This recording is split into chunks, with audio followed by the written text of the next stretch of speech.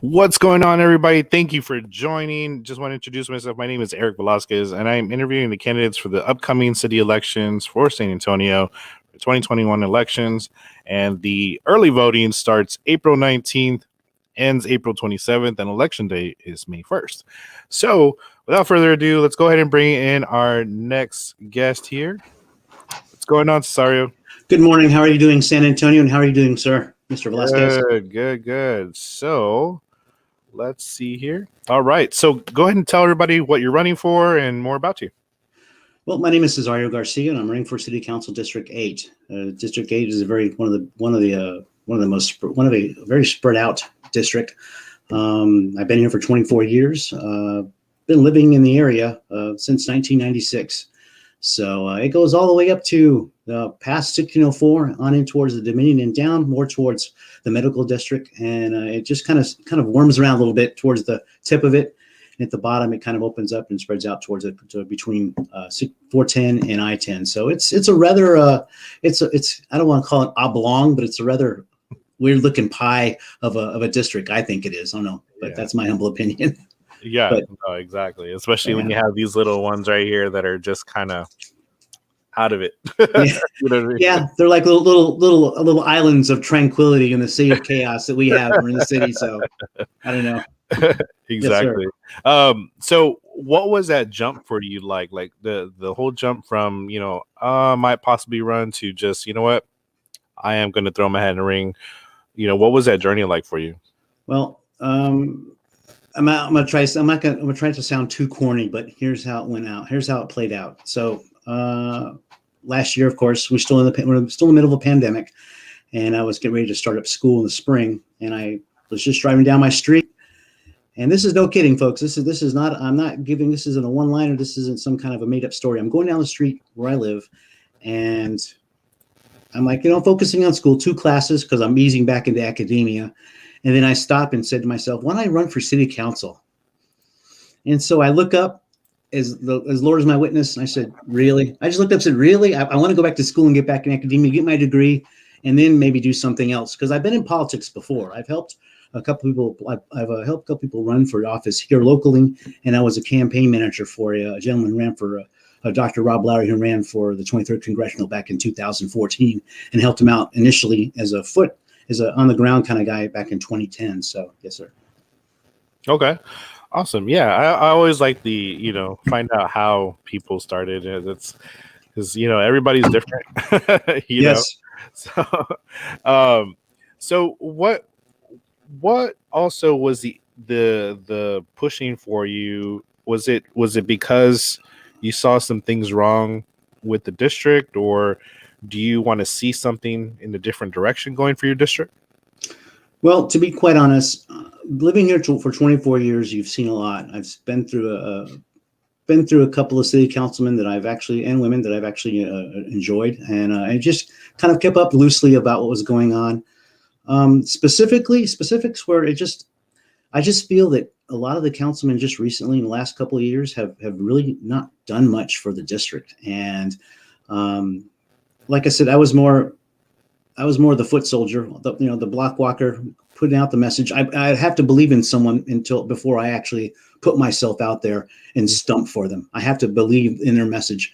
And there was one gentleman I helped out with, and I believed his message. I've actually switched from one individual to the other, to him, because of the fact that I liked what he said, and he resonated. He's a young guy, a little bit younger than myself, has a beautiful family, lives in the neighborhood. And I was like, I'm going to jump in and help you out because I liked your message. He comes from a finance background. So I just like, he knew the numbers. He kind of crunched the stuff and crunched how the city was kind of like wasn't fiduciary with the way it's spending. And now that's one of the reasons why I've jumped in as a candidate, is that I've seen that, there's just a lot of spending going on, a lot of taxation, and there's a lot of we're in a pandemic. And I think about 4 or 5 months ago, I think we're 3 months in this year. I think 5 months ago there was an ask. The city asked us or wanted us to vote on another tax increase or some kind of a bond to raise money, and I was just like, this is stupid. Why are we asking people to reach in their pockets who may be unemployed,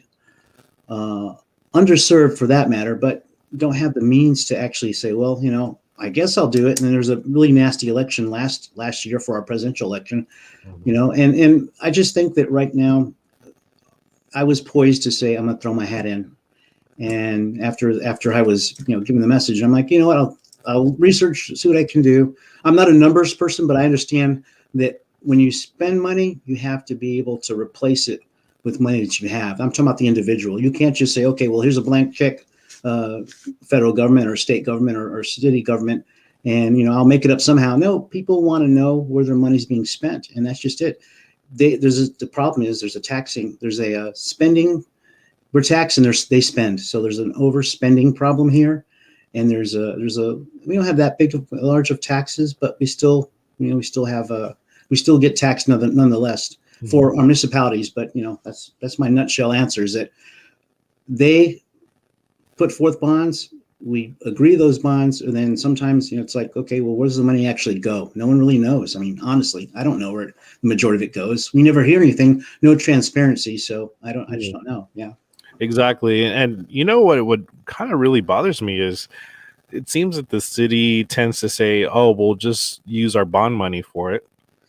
But Yeah. why not have other avenues of payment, like maybe start taxing some of these bigger corporations, Not, and I'm not saying to that whole mentality of the Robin Hood thing, like tax. I'm just saying Yeah. is why are we putting exemptions on some of these corporations or these companies that they don't have any property taxes? They're exempt from it. We were looking at it the other day. I was talking with another candidate, and we were looking at the differences between an Embassy Suites on the north side and Embassy Suites on the south side. The south side Embassy Suites was tax exempt, whereas the one on the north side, they were paying, what was it, $700,000 or whatever it was. So I mean, Right.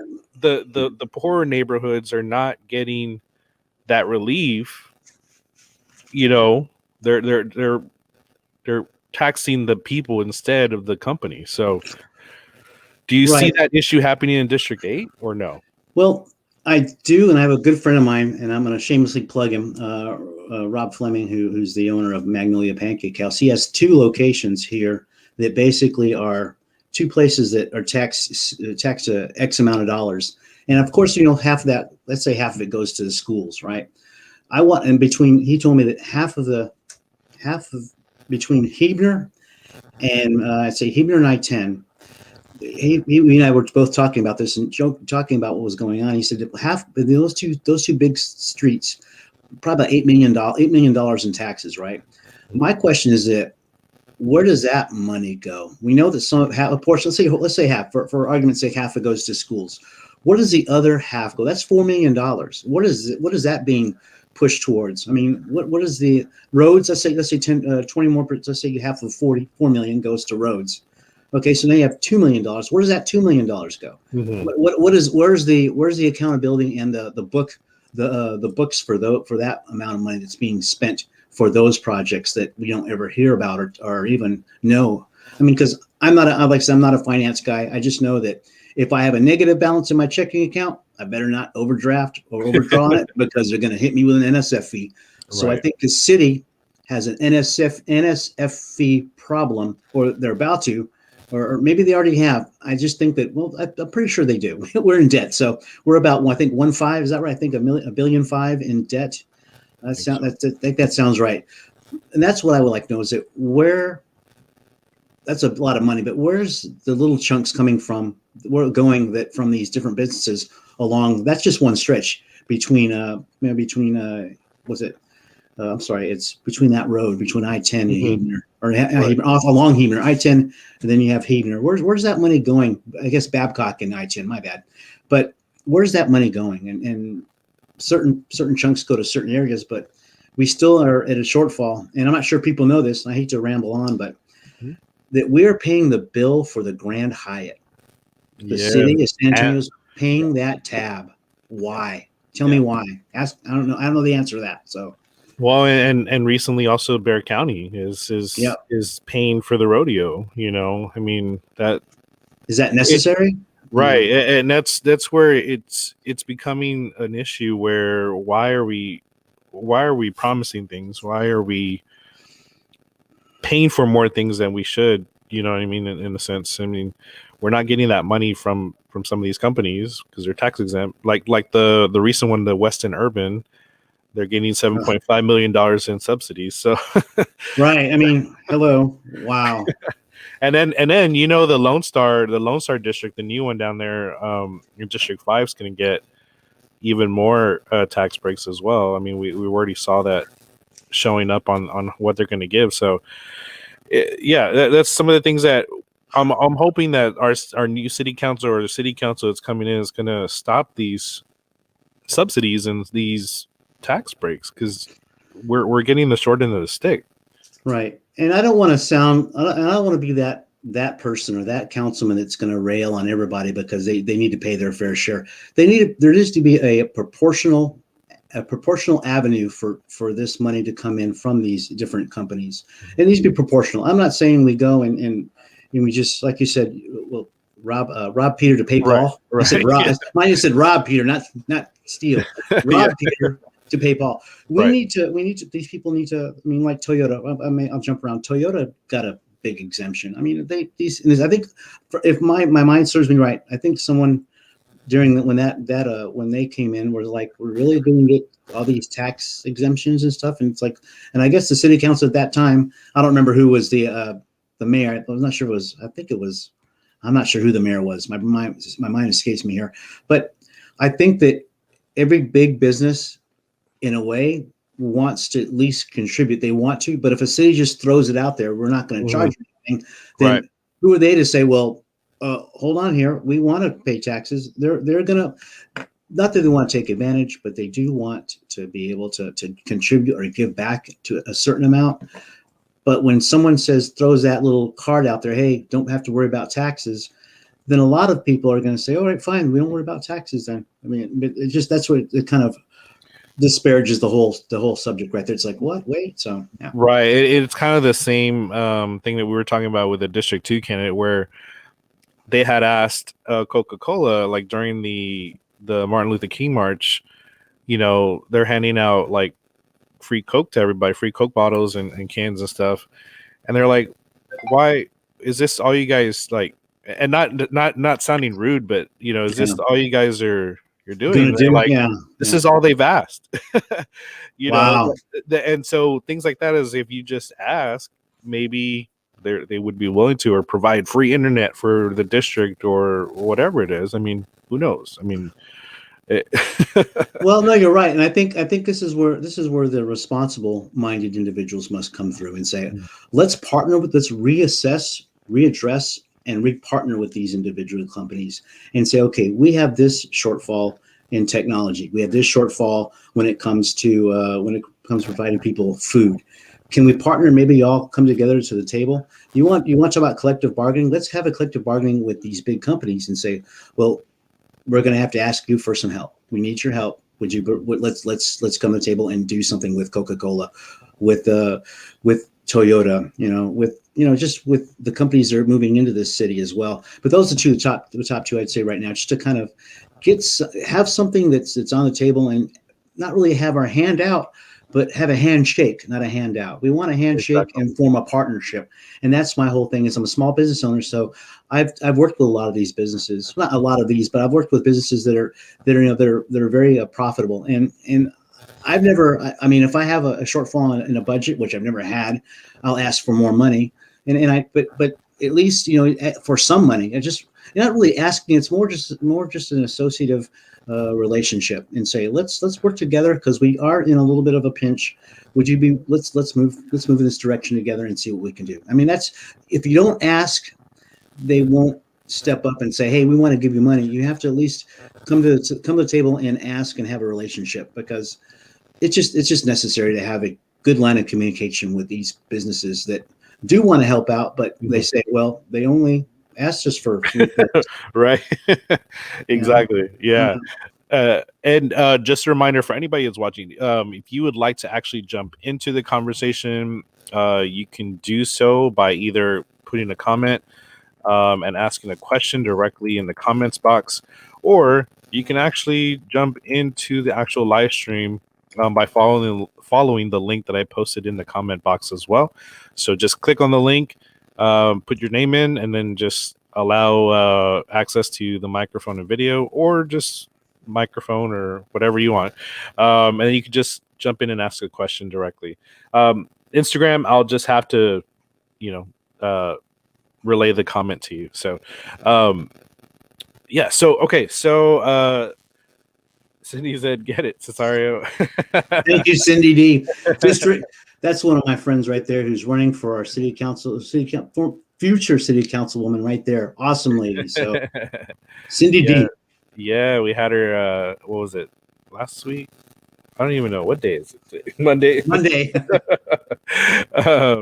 Yeah, it was awesome. So okay, so what are some of the issues do you feel that are not being addressed in your district? Well, I hate to beat a dead horse, but I'm gonna have to say roads. I'm gonna have to say roads are still, a big issue here. I think it's one of the biggest things is I want to say also has to be our homestead tax. We need to raise that. Another issue I'd say is our property taxes. Property taxes, of course. Again, here we go with taxes. Property taxes. We need to have people educated so they can protest their property taxes, because they keep raising the value of homes and stuff. And a lot of people on fixed incomes, they can't really, they're stuck with the money they earn and stuff. So I think my biggest thing right now have to be with roads safety.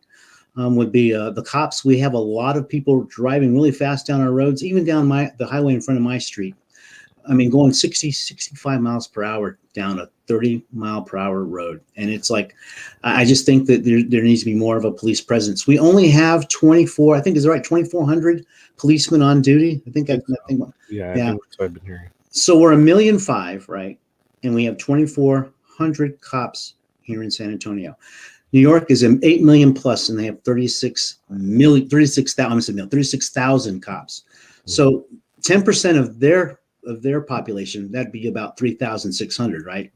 So we don't even have 3,000. We have under 3,000, and that's just if New York was the size of San Antonio, they at least have 3,600 cops as opposed to just our 2,400. So we need more police presence, and we need to have them out here. I mean, ticketing people. I hate to be the bearer of bad news, but if you break the law and you speed, you need to be ticketed, and you need to be ticketed to the fullest extent. Now, the other complaint I have, and I hate to be a complainer, but I'll be an observer then, is that I see that in all of our different grocery stores that we have people that cut through the parking lot. And a lot of the people over at the HEB that I will go to, the big one, a kid said he almost got hit, and I think we need a police presence is what I'm trying to get at. We need a bigger police presence so that people understand that they're safe, but they need to watch themselves. We still have a cell phone issue with people talking on their cell phone. So I think I'm looking for more than anything else. It's abiding by the law, but also making sure that we have streets that we can travel on. So don't have to worry about, damaging our car. But I think a police presence is more than anything else. I think is a necessity right now for the law. There's a lot of porch pirates over in, I think in the I forget what district I was walking or which precinct, but a lot of porch pirates, a lot of people stealing packages. There's a homeless issue, but I think more than anything else, it's just people that we need more of a presence so that stuff isn't stolen, things aren't broken into. The crime is up a little bit here in our area, not much. But the 24 years I've lived here, I think we need more of a police presence, and so people feel safe and people slow down because, I don't know why people find the need to speed. And I have a heavy foot sometimes, but down the middle of a road in a neighborhood, got to keep it down. That's my opinion. So, No worries. And just a reminder for everyone. Instagram, just give me a thumbs up if the audio is good. Just because I have it kind of rigged. Just I'm recording the computer screen, so I have it rigged that way just because Instagram is a weird program. But give me a thumbs up to make sure audio is good and everything's good on y'all's end. But if you need to protest your taxes, the website's down there, bcad.org. Please do it every single year. Do Yes. not go without protesting your taxes every single year. You should be receiving something real soon. Um, Soon for this year. So, or was it last year? I can't remember.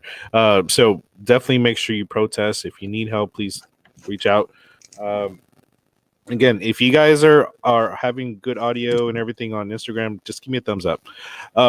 Okay, so along with what you were saying, with the police presence, so what is your take on the whole issue with the arbitration and all that going on with the city and the police department?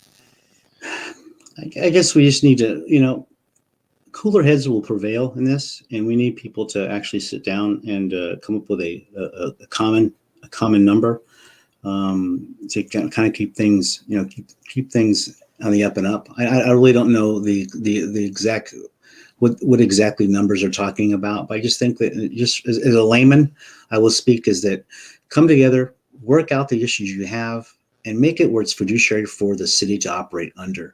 Make it where that the money that's being spent and how it's being allocated, that there's an open transparency to where every dollar is spent. Right now, we need transparency, and we need to know where all that money is being spent. If let's put it this way, if it was up to me, I would pull some of the money that if we had a little bit of extra funding, that we provide it to for the cops, for the police, for the first responders, for them to have an extra kitty down the road. I mean, to really hire more people. I think we need to we need a bigger police force. And I think, and I'm going to back up a little bit, and I'm going to say that I think we need to repaint the San Antonio police cars and paint them the way they were. Keep them the way. I know it costs money, but we needed to keep them the way they were, because now they're very menacing, and I think in order for police to be, to be welcoming, I think we need to have more of a welcoming, presence with them visually. But I mean, that's neither here nor there. But I'm just saying is that for the bargaining itself, I think that both parties need to come together, hash out the issues that are there, put together a package that everyone can get it behind, and sign it. Let's not haggle over things. There may be little small things we need to haggle over, but these people need to be protected because they're in harm's way every single day. And if it's $1,000 here, $1,000 up or down, cut it in half, $500. I mean, I'm just talking really rudimentary, very, very basic. Is that if it's $50 or $500 or $5,000, cut that in half and apply it that way. I don't know. Like I said, I just think that we get caught up into he said, she said, or who's doing this. Why are we having such a big disparagement between funding? I don't think we need to reimagine the police at all, or whatever that movement is. Reallocating of funds. I don't think that that's a proper way to govern.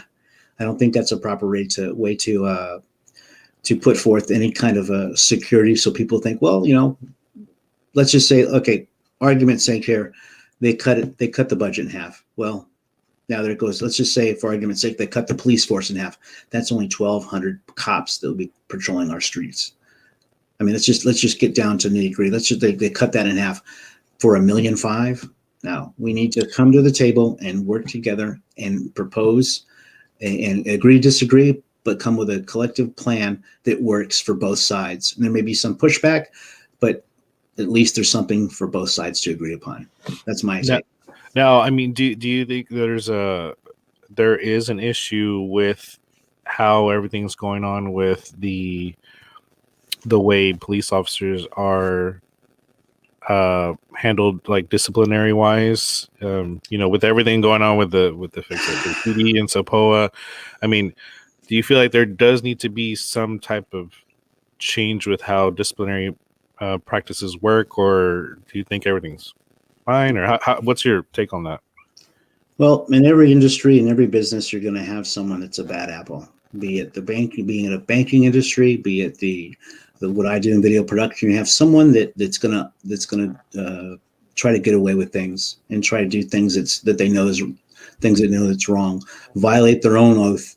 And I think a cop, if it violates his own oath of office or own oath when he puts a uniform on, then he needs to be disciplined. I mean, and depending upon the crime or depending upon the actual the depending upon what he has done or how he did it or what was exactly the infraction, I guess, then they need to be dealt with that way. I mean, I don't want to cover for someone's mistake because then it puts a bad rap on everybody else.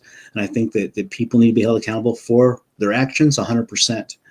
If someone breaks the law, they need to be held accountable for breaking that law and have their day in court. If a police officer has done something egregious and taken a life, and if it was any life taken is wrong, but if a person such as that does something that they have power in their hands and they got to use restraint with that power. And I think I would say that not 2 or 3 bad apples don't spoil the bushel. They don't. But if you let them stay there and fester, they will rot it out from the ground up. So you need to deal with those bad apples, and fire them, or I'd say I'm gonna say fire them because you can't keep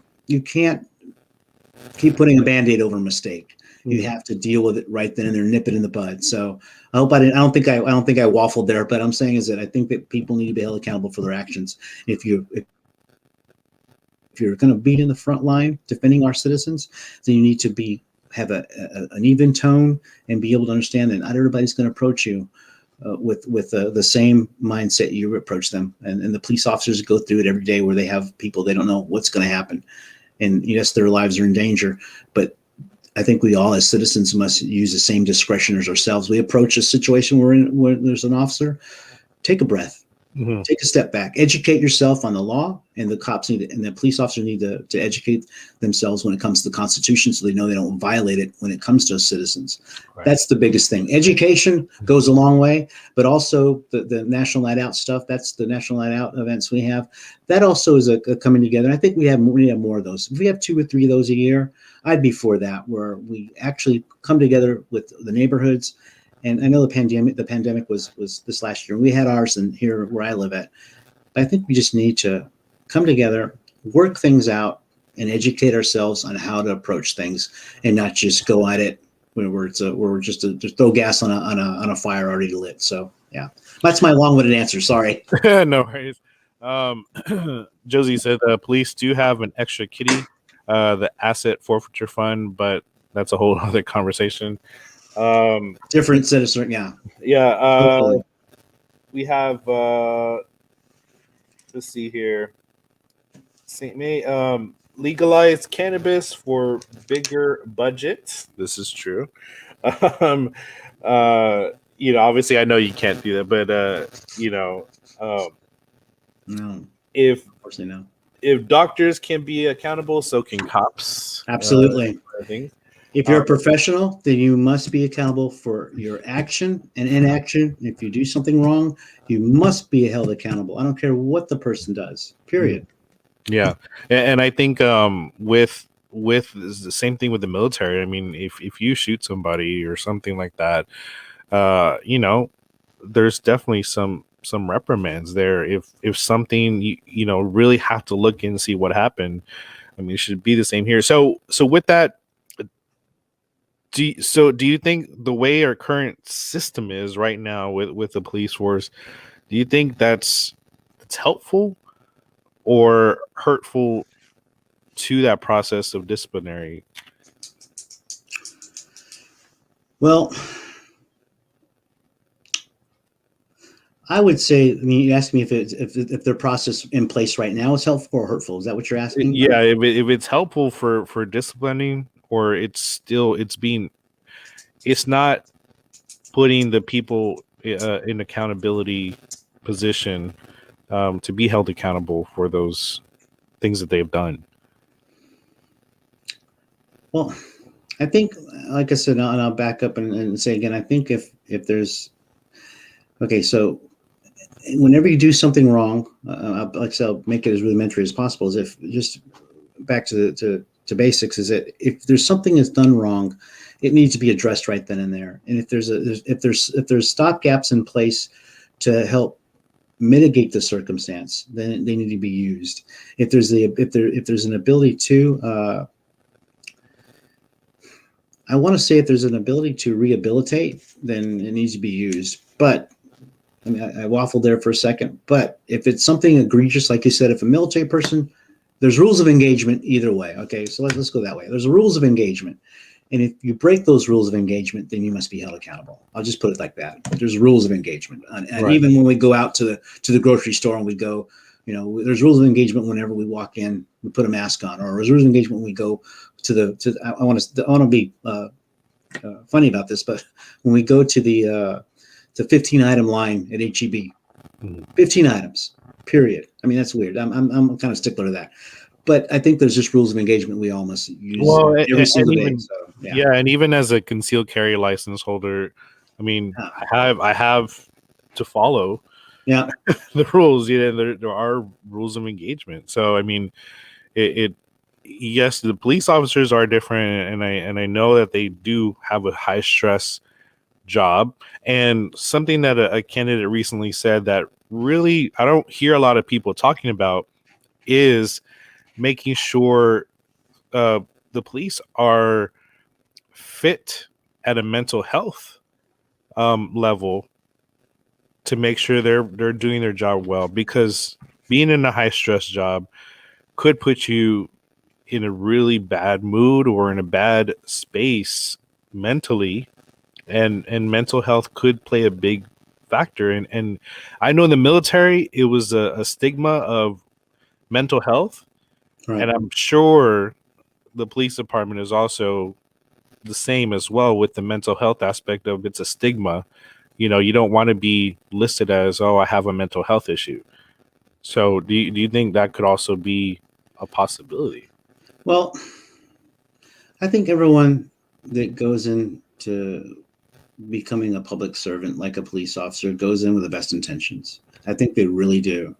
And I think there's times where their mettle is tested in a way that they respond or react to that response. And so I think that there a mental health issue. I think over time people get burned out. I think that people are if I think that we do need to have a more proactive approach when it comes to mental health of our police officers, and they need support. I mean, I'm not sure if you were in a forward operating base or we're actually in a theater of combat. Yeah. But we need to have people there. If there's a problem, they need to have someone to help them out and flesh out that problem, and give them that support. I think it's all about support and that goes to all of us as well as citizens. Support when it comes to what's happened with the pandemic. I want to say pandemia, that's in Spanish, the pandemic, but I think we all need to have. They need to have some kind of support, and they just need to have. That's why we need more. That's why we need more. I think we need more police officers to rotate, have a rotation of police officers come in and rotate others out. So sometimes some guys put 18 hours, 19 hours in per day. And yes, after 6 days or 5 days on, 3 days on, 4 days off, 4 days on, 3 days off, I think that kind of wears you down. Even though you remove, even though they knew the job, they knew they're getting into when they got hired for the job, there still needs to be something there to help them. Because I would rather have an officer that has the support, mental support for them if there's something that went wrong, something they saw that was affected them adversely, than someone that just, I can handle it myself. No, they need to be given some, they need to be given some support for themselves mentally. I think that's a kind of a long-winded answer, but Yeah. I think they need our support as citizens to be educated. And we have this book right here called the United States Constitution. We need to follow follow that, and they need to follow as well. But they also need to they need support from us. And if we can alleviate a circumstance and not be all hot-headed about something, then that's a good way to say, officer, I understand you're going through a hard day. Let's be human. And that's how I am. I say, I've had encounters where not in a bad way, but I say, I know you're going through a hard time. I want to thank you for your support, and just be kind. I mean, it doesn't solve anything, but if you offer an olive branch, you'll get an olive branch extended back to you. And if there's if an officer is going through a problem, then they have to have the self-awareness to address it themselves equally.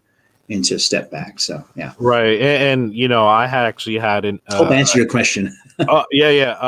I had an encounter with SAPD one time when I was putting out yard signs for my campaign as a justice of the peace, Wow. and I was like, "Are you serious?" You know, they saw this car driving at 1 o'clock in the morning. You know, and they pulled me over because I didn't use my blinker, and I was like, "Are you serious?"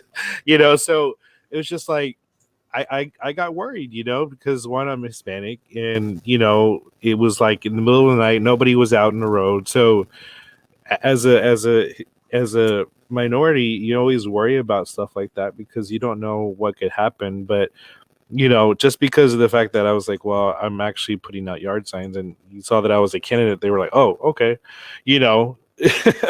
But I, you know, just also having to make sure you're being nice in a sense, and hopefully you don't push those buttons and get into a wrong aspect of it. I think that's where, you know, but yeah, I think we also need to look at that mental health aspect for the police department. Anthony says, how can cops enforce the law if they don't know it? They need the equivalent of a law degree. It's the only profession in the world where they don't have a complete understanding of their chosen profession they entrusted to take our life and liberty. I agree with that statement. I think that, like I said, and I have to back up again and say that I think every police officer needs to know the Constitution from front to back. They need to know the First Amendment, the Second Amendment, the Fourth Amendment, the 14th Amendment. They need to follow. They need to know the rules that are empowered in this country, and they definitely need to understand the Second Amendment. A lot of them don't know, the Second Amendment at all. They know it, but they don't know how to interpret it per situation. Now that means some of them do know the Second Amendment and they do understand it, but I think that a lot of citizens right now, and I hate to, and I'm going to say this right now, I think that people need to tread lightly when it comes to engaging with someone when you do have a weapon. I mean, open carry or a long rifle. I think that everybody needs to just kind of understand that these guys may have been pulling an 18-hour day, and they may be the last person they encounter, and it may go south. You need to understand is that people are people, and we need to be very aware of what's going on. But the Constitution is the book to follow, and I think we need to bring this back into our schools as well, which is the U.S. Constitution as well, to teach it from stem to stern, end to end. That's my humble opinion. Yeah. Yeah. All right, so we're gonna move on from that topic. Yeah. So, yeah, because yeah, yeah. I apologize if I was very long-winded, Oh, folks. I ramble, and I do apologize for that. Sorry. No, you're good. You're good. What's your plan on bridging the gap between city council and the citizens themselves? Like, you know, there seems to be a mistrust between the city and the people itself, or they just feel like they don't get heard. What is your plan on bridging that gap between that?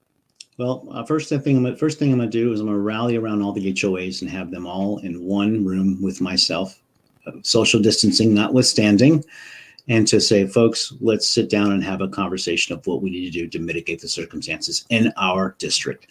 And I definitely would like to have a roundtable with all the HOAs in the city or in my district, and just kind of come up with a list of 10 items that need to be addressed first and foremost. And then I would go from there. I'd go talk to the precinct chair people and just kind of say, what do we need to do to instill voter confidence so that we will be able to help you as a citizen understand what the problems are right now with our city council. I would want to have a definitive sit down. Individually, I would love to sit down with every single person, and I would love to sit down with every single person here in my district, and in groups of 100, whichever I could do. But I want to be able to let them know that as your candidate, I will listen to what your grievances are, and we will work together to help mitigate the circumstances from why we're at that point with those grievances. Because yes, there's a lot of mistrust. People think that the councilman, in one ear, out the other. Let's go focus on something else. No, I've been here for 24 years. I've literally walked these streets for, my little walking route for 24 years. I moved away and come back a couple times, but this is where I'm grounded at since 1996. So District 8, I am here for you. And I definitely would like to be able to be your representative, to open up the books, to find out where our money's being spent, and to open that line of communication. Even with a storm, a winter storm, I think the District 8 needs to have their own little strategic plan so that everyone here can help each other. And have, like the winter storm we had back in February, that was another big headache. But I think we just need to get back down to brass taxes and to be there for you, the citizens, and have a face-to-face and show that we are human, and let's move together as one. That's my nutshell answer. Yeah, definitely. So being a lifelong resident, what are some things that you have done to help the community in your district, or to be engaged in your district? I've tried to just kind of inform people whenever I've worked on different campaigns about how to be proactive when it might. Personally, I've basically kind of gone and just spoken to people and conveyed a message of that, that if there's a problem, you need to contact the people that are running, contact the people that are actually in office. And I've actually kind of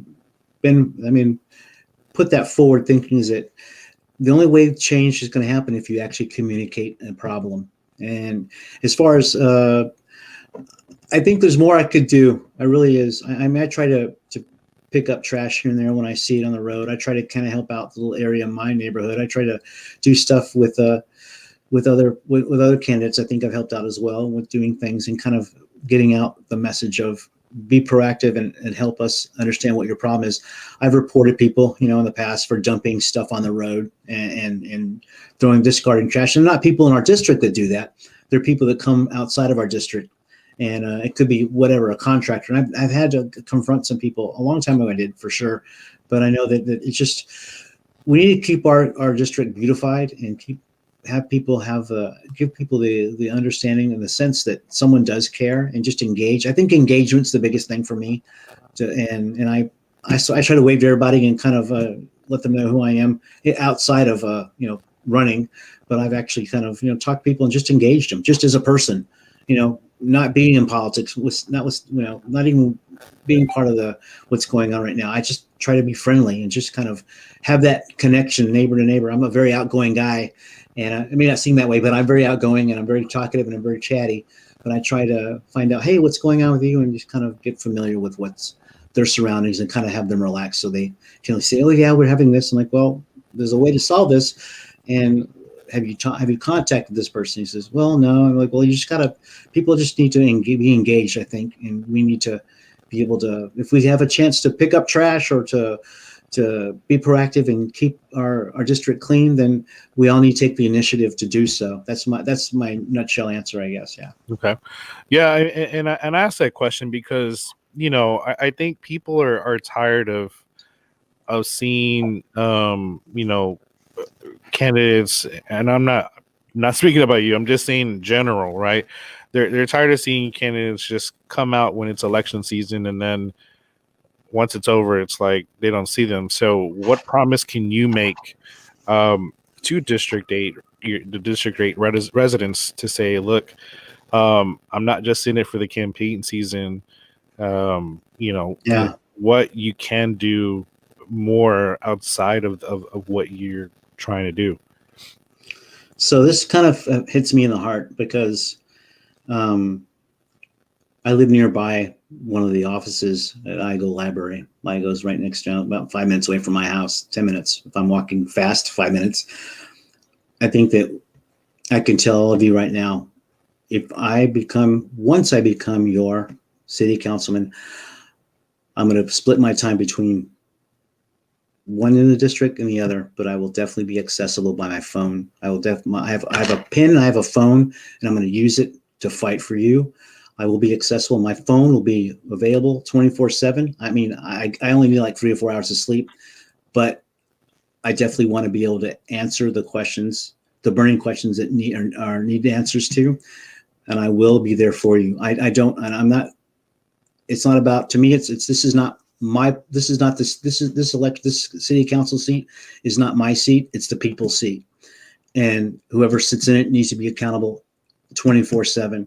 And that sounds a lot, but I tell you what, there's a gentleman that set an example that you need to be available all the time, and you need to operate at full capacity for the citizens of San Antonio. I've been here for 24 years, and I guess the question would be, what has changed my mind? Nothing's changed my mind. I've always been a get-goer, an outgoing, get-going kind of guy, get-going to make things happen.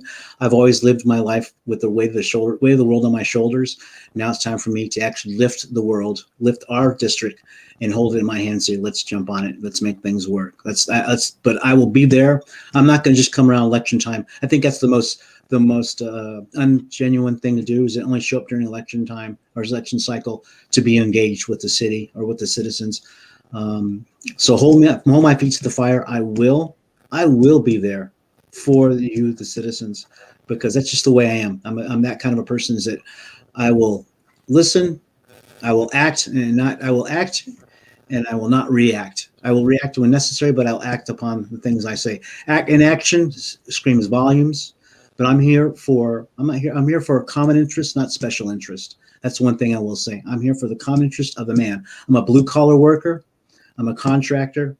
And I know that money times are tough, and we have a lot of disparagement right now with what's going on with our country and with our city. But it takes this district and all districts around us to work in concert, so the citizens know that we're here to clean up the culture of bureaucracy and make sure the city is a safer place. And you have a full line of communication to myself. My number is 210-887-7477. Take that number down. 210-887-7477. Call me day or night, even up to the election day. Call me and see what I can do for you. That's it. That's awesome. Yeah. And that's my stump speech, but in a way, quasi way. But I'm here for you guys. I'm not. This isn't a career move for me. This is a calling.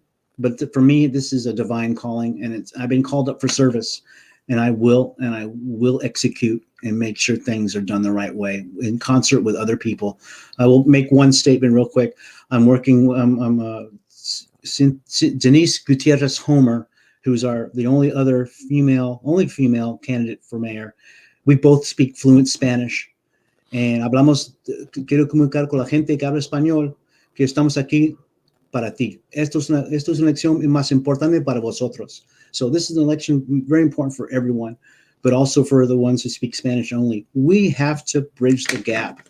We can no longer use an excuse that I don't understand what you're saying. Well, yo entiendo. I may know French or German or Italian, but I damn well will learn it if I have to communicate with you, so you understand that we are here for you. That's just my humble opinion, though. So yeah. Right. And so where's your take? Because let's see here. Say healthy communities begin with healthy soils. We need more politicians in line with saving Mother Nature. What is your do you have a plan for maybe incorporating San Antonio to be a little bit more green, or do you? Yeah, how do you feel about the green aspect of it? I think there is room for a green alternative down the line, and to implement green avenues incrementally as we go along. I think that a fossil fuel, natural gas is a clean gas, but here's one thing we can't do, folks. We can't have a knee-jerk reaction and say, well, let's ban everything. Let's remove ourselves from oil dependency. Well, I tell you what, the cell phone you use, the chair you use, the road you drive on, the computer that you're looking at on, the headphones that are on my head, those are all derivatives of oil. Now, yes, I think we do need to do more. We need to keep the environment clean more than anything else. Trash is we need to, like I said, we have a responsibility as Americans to keep our streets clean. If you see something out there, pick it up. If we really want to change or get to an opportunity to go to clean energy, well, I tell you what, there's always nuclear. I know it's a hard pill to swallow. There's a nuclear energy that we need to also look at. I think that battery operated cars, they have their place, but there's a lot of lithium that's mined, and that causes more damage the excavation for the lithium, for those battery parts and all that stuff for electric cars. There is a place and time and place for us to do this. Yes, we do need to move and kind of become more attuned to the way the environment is being affected. We do affect it, but we've been here for man has been here for such a short time, and our planet has been here for billions of years, and she has a way of pushing back, and we're experiencing that in certain ways. But the different storms that roll through, we just need to focus on us and being proactive with how we handle ourselves, how we handle our I guess our ability to not overuse things, but to be very proactive in how we address the clean energy aspect. I think I have initiatives also that I would like to. I think we do need to and I think it's a long-winded answer. Sorry if I ramble. I think the best thing is that we just need to, over time, we will progress into more of a greener aspect. But I think right now we still have to. It's got to be a marriage between both. And I don't think we'll ever fully pull away from oil-based energy. But I do think that over time we will have ways to have biodegradables. I'm all for biodegradables. I will say hemp is a good way to be as a biodegradable. It's also very it's very fiduciary when it comes to using hemp clothing. I wear a hemp hat that's needs to be sent back to get a replacement. But a lot of the plant-based products need to be used. I was in Germany before I moved here, and we had a plate on a brat, and it was an edible plate. And I think I'm not saying we should all go to edibles, but I'm saying is that there needs to be stuff out that we can use that are edible as well. So there's ways we can pull away from a lot of the hard products we have, plastics. We can find certain ways to mitigate the waste and the trash that we generate.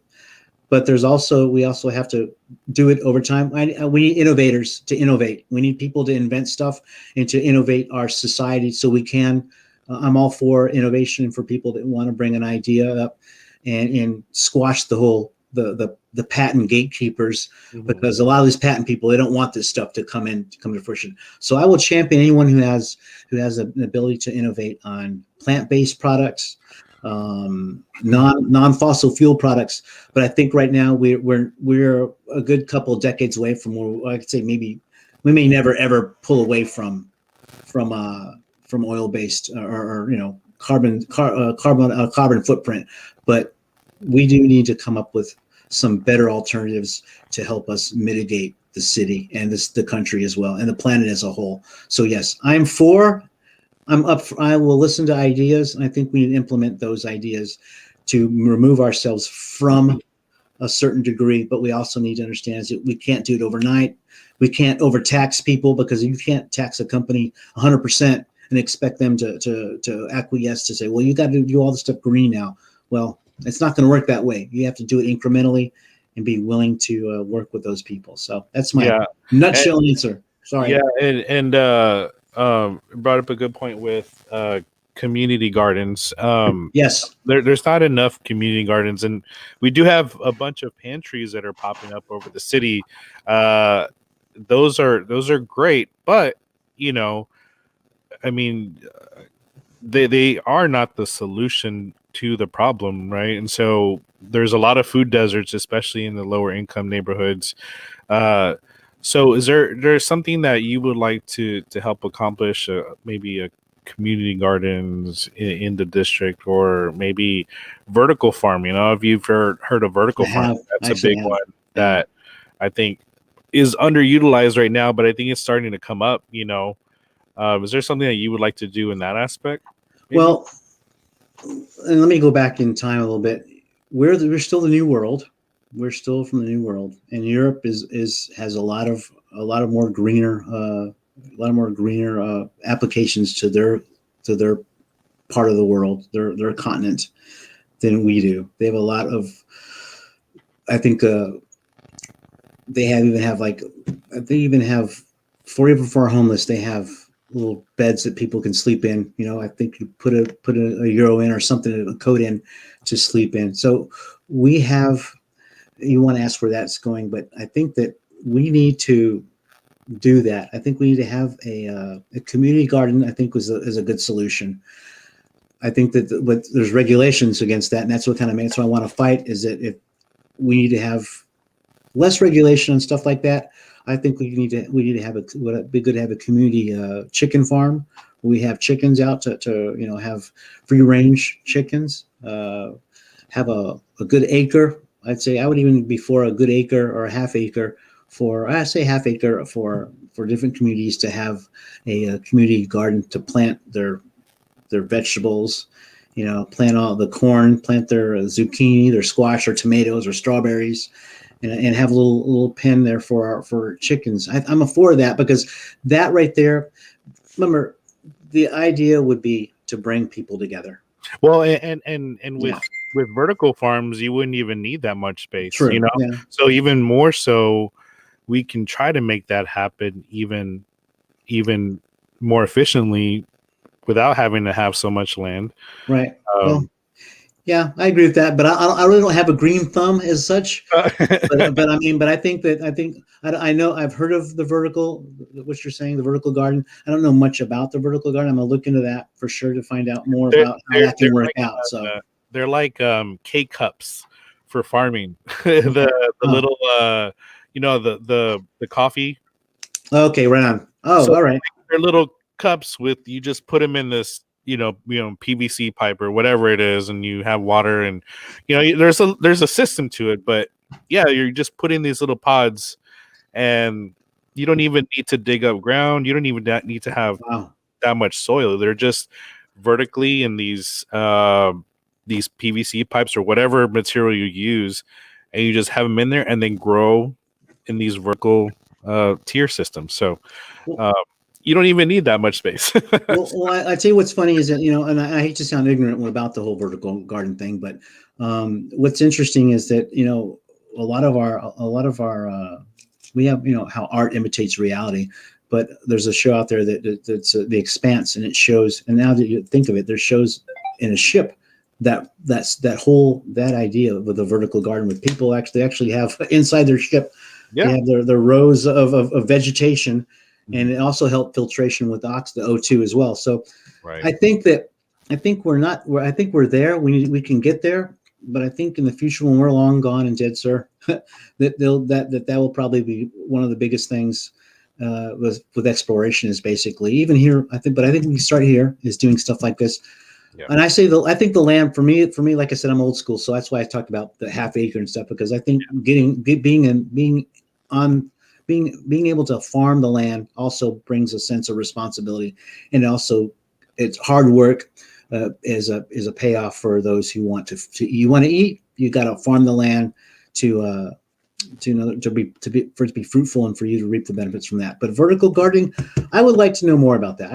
Yeah. I hate to have to plead layman. I don't know much Oh, about the hey, vertical gardening. So I didn't know either until I oh, started looking into it, but I am proud to say that we did. I partnered up with two entities on the south side that we created the first. Well, I didn't do it. I just kind of brought it together, but we created the first vertical farm on the south side at a coffee shop at Coffee Shinado. So I'm glad that we started that, partnering up and everything, and that's what I think we should start doing.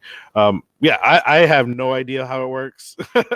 I just yeah, I just I heard about it and I started looking into it, and I know the person DeFranco who actually started. He's been learning about it.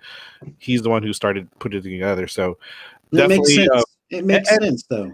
yeah, and also, and even then, if we do end up doing something like a community garden in different areas, what you can do is also have some of these local coffee shops donate their coffee grounds That's right. as The fertilizer, compost. right, Yep. to a compost. So there are definitely a lot of ways that people can help each other. But um, okay, so next question: have you uh, are you do you think that ranked choice voting would be something beneficial for our city? If you don't know, and anybody who's watching does not know how that works, basically, you would still have to reach the 50+1 percentage, just like normal, just like right now. The candidate would have to reach that amount, If they don't, in the current structure, then we have a runoff election. The runoff election in this specific city, San Antonio, costs $8 to $10 million at least to hold a runoff election. That's a lot of money being spent on a low turnout of voting to begin with for runoff voting. Um, so with this model, and some people are against it because they say it's like a. I heard somebody say it's a new math, but this right here changes the game because then you start to end up voting for people who you want in the order that you want, and you don't feel like your vote is wasted. So what happens with this is you have your candidates, you vote only one time. You don't have to all these rounds. That doesn't mean you have to vote 4 times. You just vote the one time. You list them in order, and if your first person that you have is the lowest one, then that person gets dropped out, and then the votes go to your number 2, and then number 3, so on and so forth, until there is a clear and defined winner of the 50 plus 1%. And what happens with this is it brings the community together a little bit more because then all the candidates are trying to listen to more of a voter base in a sense, because then they want to get that other second place vote for the voter base. So it creates a little bit more unity. And with ranked choice voting, some of it has been ending gerrymandering itself, which is good. But also with the ranked choice voting, the biggest one is that $8 to $10 million in spending that the city does, just this city, just to hold these elections, these runoff elections. So is that something that you would be interested in looking into? I know you can't obviously put into play, but is that something that you'd be willing to look at?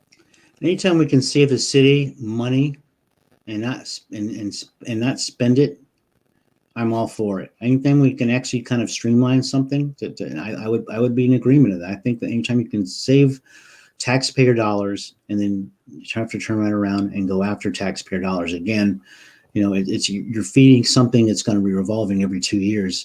If there's never a clear winner, then you have to keep doing it over and over. So I think the popular vote and the undervote really I think we're underserved when it comes to the undervote, because undervote, the down balloting when it comes to the undervotes, because a lot of people, they vote on one thing and don't vote on the other, and that kind of destroys the whole, not really destroy, but kind of, I think people that vote a certain way and just vote straight and they only vote for one item, not for all the items that are on the ballot, that is a disservice. And I think that people that do want a clear winner, they need to research that candidate and vote for that person for what they're standing for, what they represent. And I think that's what happens, that we basically have when we don't achieve that actual threshold, that because it costs so much, I can't believe it. I still can't believe that. I've wrapped my head around that a couple times. Why does it cost $8 to $10 million? I understand why, but it's like someone's making money, and I think that we need to just go with that. What you said, the ranked choice voting. I think that's the best bet. I mean, it's feasible, but on the same token, people, like I said, like to just vote for one item and then move on. And then that's why I think we have a lower voter turnout. And when people don't achieve that 51%, is because people just don't want to vote on something and just vote on the one thing and walk out. And that's why we don't get to that threshold of that 51%. And then of course, sometimes I think it's just the turnout. There's apathy when it comes to turnout. And I think that's the problem, is that there's not a clear candidate that has the message they want to hear, so they don't vote for that person.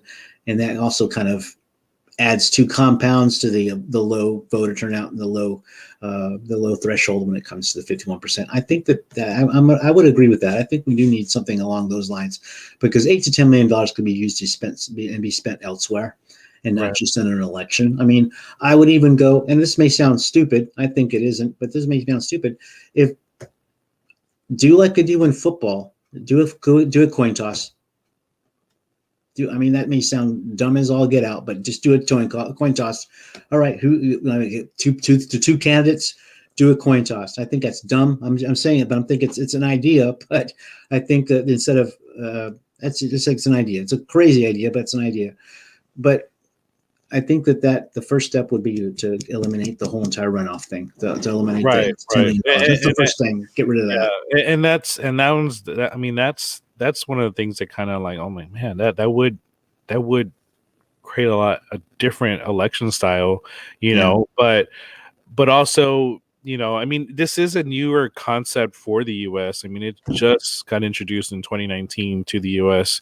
It's been going on strong in outside of here, like especially in Australia, things like that. And New York just started last year doing ranked choice voting for the presidential election, and there's other states that are jumping on this too. But obviously, yes, we have to look and see what are the pros and cons. Everybody says that, and that's fine. But I mean, I could tell you that this could bring people to come out to vote more, because then it's not going to be a clear specific winner, because it's if you look at the media, usually it's like, okay, well, these are your two candidates, but like in District 2, there's 11 or 12 candidates, you know what I mean? So, I mean, you have to realize that there's a lot of other people in the races, Yeah. So, but okay, so I know we're pushing the time limit a little bit, so just one more question: what are your top 3 small business restaurants in District 8? Top 3 favorite? Is that what you're asking Yes, me? favorite. Oh boy. And don't feel like you have to. You're gonna get in trouble with it. No, I don't know. No. My top 3 favorite. In the district, yeah. One's a breakfast. Could be lunch, or it could be okay. Could be whatever. It doesn't matter. It could be all dinner or all brunch or. Well, I'm gonna be fair to my palate and say the first one would be Magnolia Pancake House. I love Magnolia Pancake House. I love pancakes. I'm a pancake guy. I'm a toss up. There's a toss up between I guess burger places. I'd have to say Culver's. Can I also give the address or no? I'm sorry. Let me do that. No, that's fine. That's fine. Well, Culver's off of De Zavala, Magnolia off of Huebner Road and I-10. And then for a taco place, it's right on the edge of the district, is a Metro Taco Stop, which is my father doesn't like them. He said they're too small of a taco. I know. I think they're perfect size. Would be Metro Taco Stop, because I like my chili quiles and my bean and potato taco. Yeah, definitely. I'm gonna throw one in. I don't do this, but I am gonna throw one in, but only because of what happened yesterday. Noodle Tree, that is in District 8. Noodle Tree got hit with a racist vandalism yesterday. Saw that, yeah. So I do want to shout them out. That's not okay at all for anybody to do that, regardless of how you feel. So I just want to throw that one out. I don't normally do that, but I want to throw out Noodle Tree out. What shout out is an affirmative or a negative? No, that I wanted to give them a little bit of a spotlight to say, hey, okay. Try Noodle Tree, because they're going through all that right now, and that's not necessary in the city at all for anything like that to happen to anybody. But yeah, definitely go check out Noodle Tree as well. Okay. They are in District 8 on UTSA Boulevard, 7114 UTSA Boulevard. And I will say that here's my 2 cents on that, is that we all have had to make hard choices, and this has been a very, very emotional year. Mm-hmm. And this time last year, I just had flown back from overseas, work, and also a little bit of a R&R. So I think that we're all hypersensitive of what's going on, and I want to bring a real calm tone to this. Is that we need to step back, appreciate where we live, who we are as Americans, and know that we may agree, disagree, we may have disparaging views on other people, but we have to stop, take a deep breath and put one foot in front of the other and say, we need to support each other, and we can agree to disagree, but first and foremost, we're Americans. We're Texans first, Americans second. But this is our country. This is our nation. This is our city. We need to move forward together. And we may have disagreements, but we do need to support those, and there's a lot of emotion going on, a lot of emotion still running high. So that's my nutshell answer to that. We just need to stay focused, folks. Yeah. We're going to get through this. Please. I love all of you. And I hope you all understand that we've got a lot of good times left ahead of us for our country and our history and our state. Definitely. And be kind to each other. Yes, absolutely. Yeah.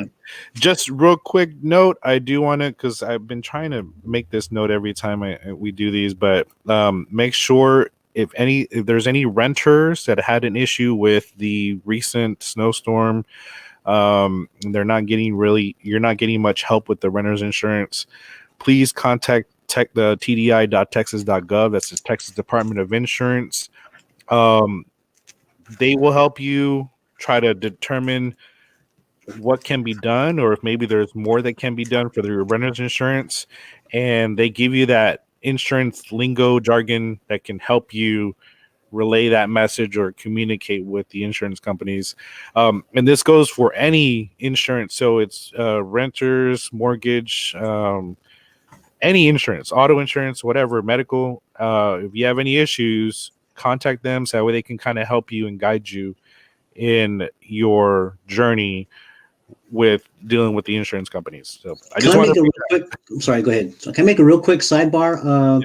Just so you know, folks, there's also, I want to let y'all know that there is a class that's going to be held for taxes at Nardis Gun Club, and our candidate for mayor, Denise Gutierrez Homer, is having one, and a tax assessor collector. It's about taxes, and it's about how to protest your taxes. Mm-hmm. And Mike Berlanga, who did run for tax assessor collector, he's one that's going to be conducting class, and it's on the 25th of this month. And I believe it's from 11:30 to 1. Lunch is provided. So I would say if you have a chance to go to Nardis Gun Club and listen to this 2-hour seminar to help you understand your taxes, property taxes notwithstanding. So it's a very educational platform. I think we need more of those for our city as well, to have people educated and be able to protest. I mean, that's what we're supposed to be here for, as public servants. As a man who raised his right hand, I would say that we are, it's behooving us to know what to do, how to follow those protocols to protest things. So, yeah. Thank you. It's definitely a responsibility that we should all take as either public servants or advocates for the community, to be able to help the community in whatever way we can. So, yeah, definitely. All right. So thank you, Cesario, for coming on and joining and just having this conversation. It was a little tough sometimes, but no, it's all good. It was some things that are, really need to be talked about sometimes. And I appreciate you coming on. Thank you for everybody watching. How can people get a hold of you, donate, volunteer? How can people get a hold of you? Well, first off, thank you for your time, sir. I appreciate it. Once again, Mr. Vasquez, thank you for your time and for your service to this country. Once again, my name is Cesario Garcia. I'm running for City Council District 8, and I'm humbled and be humbled to be a representative for this district. The best way to get a hold of me is 210-887-7477. That's my phone number, or Cesario Garcia D8@gmail.com. I'm also, let's see here. You donate to my campaign. I would ask unbelief to donate to my campaign, and that's you said Cesario Garcia D8 at where? At gmail.com. Sorry. Sorry. So and also if you want to donate, it's PO Box 691676, and that's 7269 for my for my donations. I humbly ask for your support. I thank you for all of you for your time and your patience. And I'm having to talk funny because I have a retainer in my mouth because I'm getting some teeth replaced. So if I sound kind of weird, I apologize. But I'm just here to represent y'all, all of you. I'm here to, as I said, I'm honored to be a San Antonian. I'm honored to be in this race. My first rodeo, but we got to start somewhere as a candidate. I've worked the district. I've been in the district. I've walked these streets. I will represent you and do my due diligence to make sure that every answer you have, there'll be a question twofold or tenfold, and so that you understand that you deserve the right representation in the city, and you need someone there that's going to roll up his sleeves as a blue collar worker and show that we will be there for you as candidates or as councilmen. But I just really need your help. It's $1, $2, $10, $20. I do need your support.